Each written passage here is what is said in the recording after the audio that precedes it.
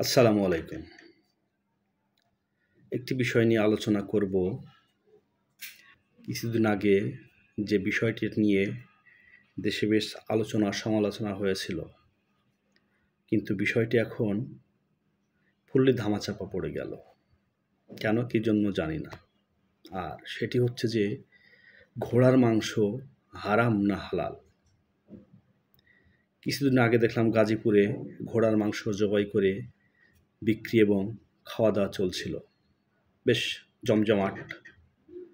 একদল ব্যবসায়ী সেটা জবাই করে বিক্রি করতেছিল এবং সাধারণ জনগণ খুব আনন্দ উৎসাহ নিয়ে ঘোড়ার মাংস খাচ্ছিল।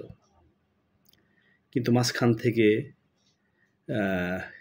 কিছু লোক, তাদেরকে আলেম বলবো না কি বলবো জানি না, আচ্ছা বললাম, একদল আলেম গিয়ে বিরোধিতা করল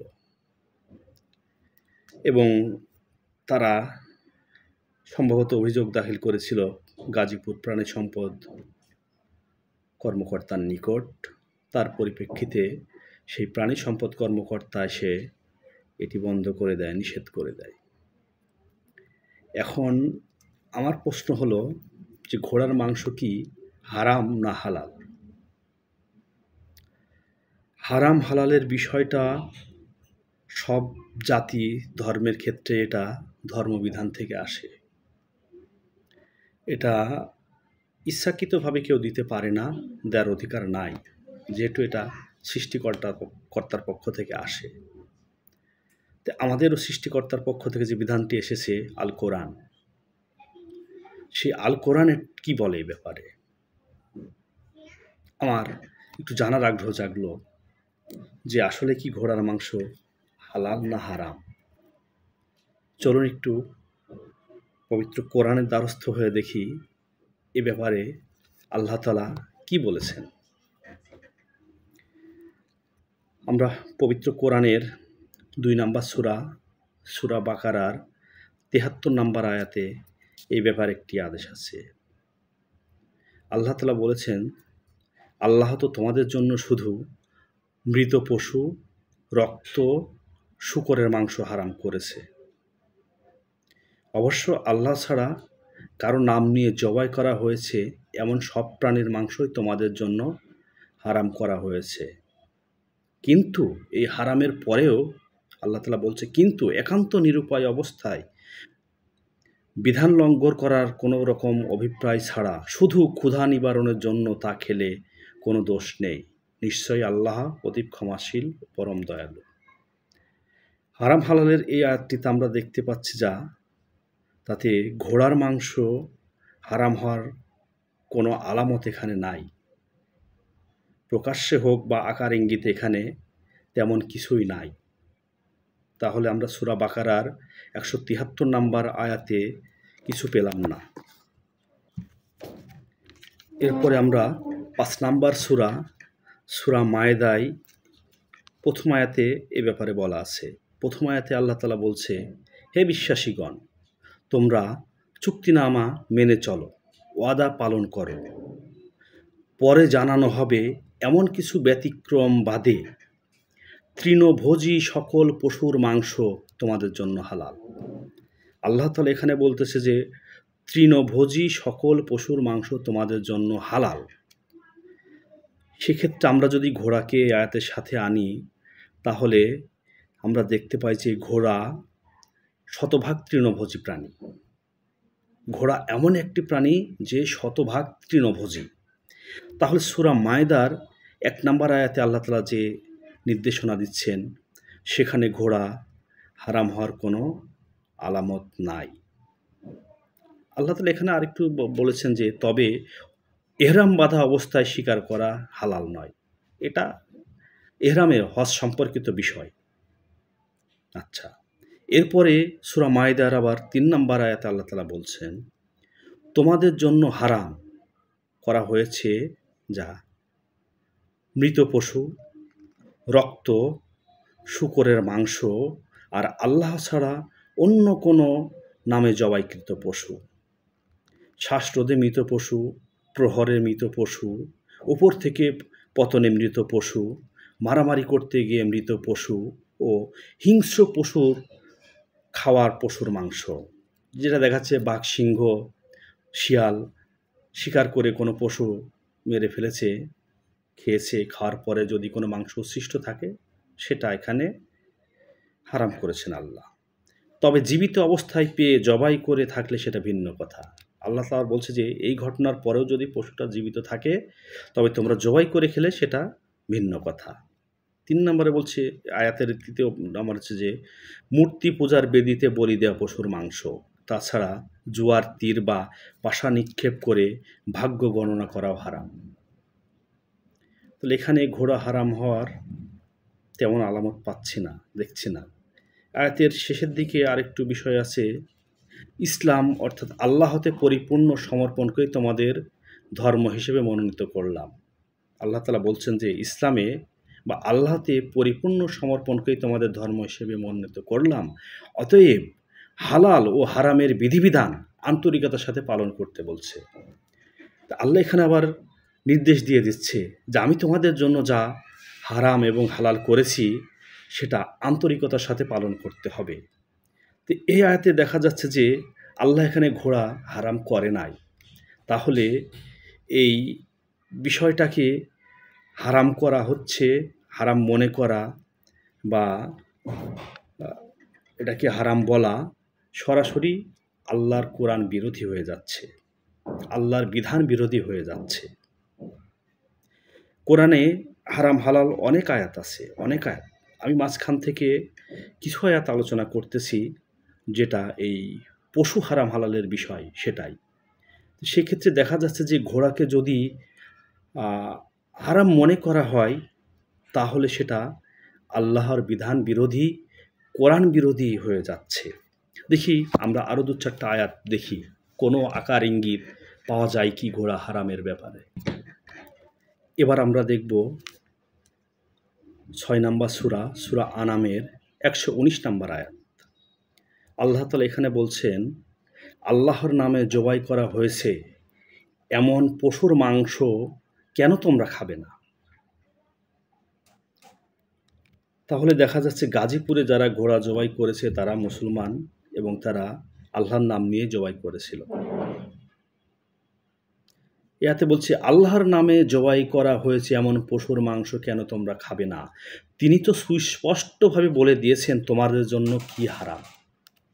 তাহলে আল্লাহ তাআলা বলছে যে যেটা হারাম আল্লাহ তাআলা সেটা পবিত্র কোরআনে বারবার বলে দিয়েছে সুস্পষ্টভাবে। তাহলে আল্লাহ তাআলা সুস্পষ্টভাবে বলে দিয়েছেন তোমাদের জন্য হারাম কি, তবে কখনো নিরুপায় হলে ভিন্ন কথা। অনেকে অবিদ্যার কারণে নিজেদের ভ্রান্ত চিন্তা দিয়ে অন্যকে বিপদগামী করে। আল্লাহ তাআলা এখানে বলছে যে অনেকে অবিদ্যার কারণে নিজেদের ভ্রান্ত চিন্তা দিয়ে অন্যকে বিপদগামী করে। নিশ্চয় তোমার প্রতিপালক সীমা লঙ্ঘনকারীদের ব্যাপারে সর্বশেষ ওয়াকিবহাল।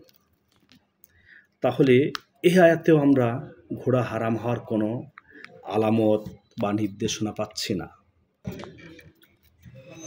এরপরে সূরা আনামের ১৪৫ নম্বর আয়াতে আল্লাহ তাআলা বলতেছেন, এখানে নবীকে ইঙ্গিত করে আল্লাহ তাআলা বলছেন, হে নবী ওদের বলো আমার কাছে যে ওহী এসেছে সে অনুসারে।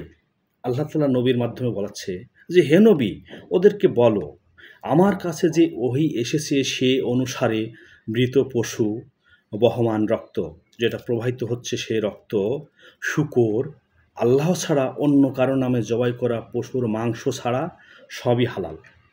আল্লাহ তাআলা এখানে বলে দিলেন যে শূকর হারাম, প্রবাহিত রক্ত, কারণ আল্লাহ তাআলা কত নিখুঁত সিদ্ধান্ত দিতে পারে। দেখেন আল্লাহ তাআলা যদি সরাসরি বলতো যে রক্ত হারাম তাহলে কিন্তু আমাদের সমাজের এক শ্রেণীর লোক বলতো যে মাংসই হারাম। কারণ মাংস আপনি যতই চিপে ধোন বা পরিষ্কার করেন মাংসের ভিতরে কিছু রক্ত থেকে যাবে।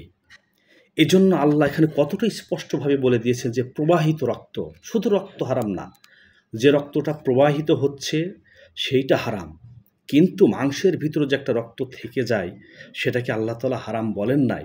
কারণ আল্লাহ তাআলা যদি সরাসরি বলতো রক্ত হারাম, তাহলে দেখতাম যে আমাদের সমাজের এক শ্রেণীর লোক বলতো যে মাংসের ভিতরে রক্ত আসে, তাই মাংস খাওয়াই হারাম। দেখুন আল্লাহ তাআলার বিধান কত সুস্পষ্ট। তারপরে পরের আয়াতে আল্লাহ তাআলা বলতেছেন যে, আর ইহুদিদের জন্য আমি নখযুক্ত সকল ধরনের পশু হারাম করেছিলাম। এখানে একটি কথা খেয়াল রাখতে হবে যে নখযুক্ত পশু, যেটা আঁচড় দিতে পারে, থাবা দিতে পারে, অনেক পশু আছে নখযুক্ত, আল্লাহ তাআলা সে ব্যাপারে বলছে যে, আর ইহুদিদের জন্য আমি নখরযুক্ত সকল ধরনের পশু হারাম করেছিলাম, আর গরু ও ছাগলের চর্বিও হারাম করেছিলাম, তবে পিঠ ও পেটে হাড়ের সাথে লেগে থাকা চর্বি হালাল ছিল। আচ্ছা, আল্লাহ তাআলা এটা ইহুদিদের জন্য করেছিল, কিন্তু কেন করেছিল সেটা আবার বলে দিচ্ছেন, অবাধ্যতার জন্যই তাদের শাস্তি দেওয়া হয়েছিল। এটা তো মূলত হারাম নয়, আল্লাহ তাআলা ইহুদি জাতিকে শাস্তি হিসেবে এটা দিয়েছিল। তাহলে নখরযুক্ত প্রাণীও হারাম নয়, আল্লাহ তাআলা একটা সময় শুধু ইহুদিদের জন্য এটা হারাম করেছিল, সেটা হচ্ছে তাদের শাস্তি হিসাবে। কারণ আমরা জানি ইহুদি জাতি খুব বজ্জাত জাতি, ওরা আদিকাল থেকেই খুব খারাপ। প্রত্যেকটা ওদের জামানায় যতগুলো নবী রাসূল আসছে, প্রত্যেক নবীকেই ওরা অনেক কষ্ট দিয়েছে। আল্লাহ তাআলা ওদের প্রতি নারাজ, এই জন্য ওদেরকে শাস্তি হিসেবেই হালাল খাবারটাকে ওদের জন্য হারাম করেছিল। কাজে এখানে আমরা ঘোড়া হারাম হওয়ার মতো কিছুই পেলাম না। এবার আমরা দেখব 16 নম্বর সূরা, সূরা আন-নাহল 115 নম্বর আয়াতে আল্লাহ তাআলা কি বলছেন। সূরা নাহলের 115 নম্বর আয়াতে আল্লাহ তাআলা বলছেন, আল্লাহ তো শুধু মৃত পশু, রক্ত, শূকরের মাংস আর যা জবাই করার সময় আল্লাহর বদলে অন্য কোনো উপাস্যের নাম নেওয়া হয়েছে তা তোমাদের জন্য হারাম করা হয়েছে। কিন্তু কেউ অবাধ্য না হয়ে, প্রয়োজনের সীমালঙ্ঘন না করে, নেহায়েত নিরুপায় হয়ে এসব আহার করলে আল্লাহ তো ক্ষমাশীল। দেখেন, আল্লাহ তাআলা যেটা হারাম করেছে, কোনো ব্যক্তি যদি নিরুপায় হয়ে যায়, ক্ষুধার্ত হয়ে যায়, অন্য কোনো খাবার না থাকে, তখন এটা খেলেও আল্লাহ তাআলা ক্ষমা করে দিবেন, এবং সেটা কোরআনের মাধ্যমেই আল্লাহ তাআলা ডিক্লেয়ার করে দিয়েছে। ঘোড়া হারামের এখানেও কিছু নাই, পেলাম না। এমন অসংখ্য আয়াত আছে হারামের ব্যাপারে কোরআনে। আমি আমার ক্ষুদ্র জ্ঞানে স্টাডি করে দেখলাম যে আল্লাহ তাআলা ঘোড়াকে হারাম করেন নাই। ঘোড়া একটি পবিত্র প্রাণী এবং রাজকীয় প্রাণী, তাহলে এটা হারাম হবে কেন? আল্লাহ তাআলা যেটা হারাম করেন নাই, মোল্লাদের কোন এখতিয়ার বলে তারা এটাকে হারাম বলছে? ঘোড়া একটি রাজকীয় প্রাণী, পবিত্র প্রাণী, সেটা একজন খাওয়া না খাওয়া রুচির ব্যাপার। আমার রুচি হচ্ছে না, আমি খাই নাই, ভবিষ্যতেও খাবো বলে আমার কোনো মনোভাব নাই, আমার রুচিতে এটা আসছে না, তাই বলে আল্লাহর বিধানকে আমি অস্বীকার করব, আল্লাহর বিধানকে উপেক্ষা করে আল্লাহর বিধানের সাথে সাংঘর্ষিক একটা ফতোয়া আমি দিয়ে দেব, তাহলে আমি তো সীমা লঙ্ঘনকারী হয়ে যাব, আমি তো কাফের হয়ে যাব। এই পবিত্র একটি প্রাণী, এটি রাষ্ট্রীয়ভাবে নিষেধাজ্ঞা থাকতে পারে, সেটা হচ্ছে কিছু কন্ডিশন, শর্তর বিষয় আসে। যখন একটি প্রাণী বিলুপ্তির পথে যায়, তখন রাষ্ট্র সেই প্রাণীর অস্তিত্ব রক্ষার্থে নিষেধ করতে পারে। কিন্তু ঘোড়া একটি গৃহপালিত প্রাণী, এটি বন্য প্রাণী নয়। আমাদের দেশের চাষি যারা বা গ্রামের লোকজন ঘোড়া পেলে থাকে। একটা সময় ছিল এদেশের রাজা বাচ্চা ঘোড়া পালতো, ব্যবহার করত বাহন হিসাবে, কিন্তু পরবর্তীতে দেখা যাচ্ছে এটা কৃষিক্ষেত্রে ব্যবহার হয়েছে, গাড়ি চালাতে, মালামাল টানাতে ব্যবহার হয়েছে। ঘোড়ার একটি অর্থনৈতিক মূল্য ছিল, অনেক দাম ছিল, কিন্তু এখন যান্ত্রিক সভ্যতার যুগ, প্রযুক্তির যুগ, ঘোড়াকে আর বাহন হিসেবে ব্যবহার করা হচ্ছে না। তাহলে এই প্রাণীটির কোনো অর্থনৈতিক মূল্য নাই। তাই এই প্রাণীটির অর্থনৈতিক মূল্য না থাকলে এটি অটোমেটিক বিলুপ্তির পথে যাবে। আমি দেখেছি ইউটিউবে, ফেসবুকে দেখেছি ঘোড়া খুব সস্তায় বেচা কেনা হচ্ছে। ২,০০০, ৩,০০০, ৪-৫ হাজার টাকা একটা ঘোড়া বেচা কেনা হচ্ছে। অথচ ৫,০০০ টাকা মূল্যের যে ঘোড়াটি বিক্রি হচ্ছে, এই সমপরিমাণের একটা গরু বিক্রি হচ্ছে লক্ষ টাকায়। কারণ ঘোড়ার অর্থনৈতিক মূল্য নাই। তো সেক্ষেত্রে ঘোড়ার অস্তিত্ব রক্ষার ক্ষেত্রে হলেও ঘোড়ার মাংস তো মানুষ খাবে, তাহলে এটার অর্থনৈতিক মূল্য বাড়বে। মানুষ এটাকে লালন পালন করবে। কারণ একটা প্রাণী মানুষ সময়, শ্রম, অর্থ দিয়ে লালন পালন করবে, তার থেকে যদি কোনো অর্থনৈতিক রিটার্ন না আসে, তাহলে সেটা অটোমেটিক বিলুপ্তির পথে যাবে। তাই ঘোড়ার মাংস বেচা কেনাটা ধর্মীয় দৃষ্টিতে যেমন বৈধ, অর্থনৈতিক, সামাজিক দৃষ্টিতে এটা চালু রাখা উচিত। কারণ এই ঘোড়ার মাংস যদি বেচা কেনা না হয়, কেউ না খায়, তাহলে তো অটোমেটিক বিলুপ্তি হয়ে যাবে। কে পালবে ঘোড়া? কী প্রয়োজনে পালবে? এখন তো আর ঘোড়া দিয়ে গাড়ি টানা হয় না, মালামাল বহন করা হয় না। তাহলে একটা সময় গরু দিয়ে হাল চাষ হতো, এখন গরু দিয়ে হাল চাষ হয় না, কিন্তু গরুর দাম লক্ষ টাকা। কারণ গরুর মাংস বিক্রি হচ্ছে, 1 কেজি গরুর মাংস 700-800 টাকায় বিক্রি হচ্ছে। কাজে একটা গরু 2-1 লাখ টাকায় এমনিতে বেচা কেনা হচ্ছে। কিন্তু ঘোড়া বেচা কেনা হচ্ছে না, কারণ এই ঘোড়ার অর্থনৈতিক কোনো মূল্য নাই। এখন একদল গিয়ে বলল যে ঘোড়া খাওয়া হারাম। সে সঠিক বলে নাই। সে সরাসরি আল্লাহর বিধান বিরোধী কাজ করেছে, আল্লাহর কোরআন বিরোধী কাজ করেছে। যদি সঠিক হয়ে থাকে, সে দেখাক কোন বিধানের ভিত্তিতে, কোন রেফারেন্সের ভিত্তিতে সে হারাম বলছে এটাকে। পৃথিবীর অধিকাংশ দেশ ঘোড়ার মাংস খায়। ইউরোপ, আমেরিকা, অস্ট্রেলিয়া অহরহ ঘোড়ার মাংস খাচ্ছে। মুসলিম দেশেও ঘোড়ার মাংস খাচ্ছে। উজবেকিস্তান, কাজাকিস্তান, খাজাকিস্তান, এই যে আফ্রিকান বেল্টের যে দেশগুলো আছে, এখানে ঘোড়ার মাংস মোস্ট পপুলার মাংস ঘোড়ার মাংস, এবং তারা মুসলিম, তারা খাচ্ছে। আমাদের দেশের এই মোল্লাগুলা কোথায় পেল এ ফতুয়া? বলে দিল ঘোড়ার মাংস হারাম। আরে তুমি কে?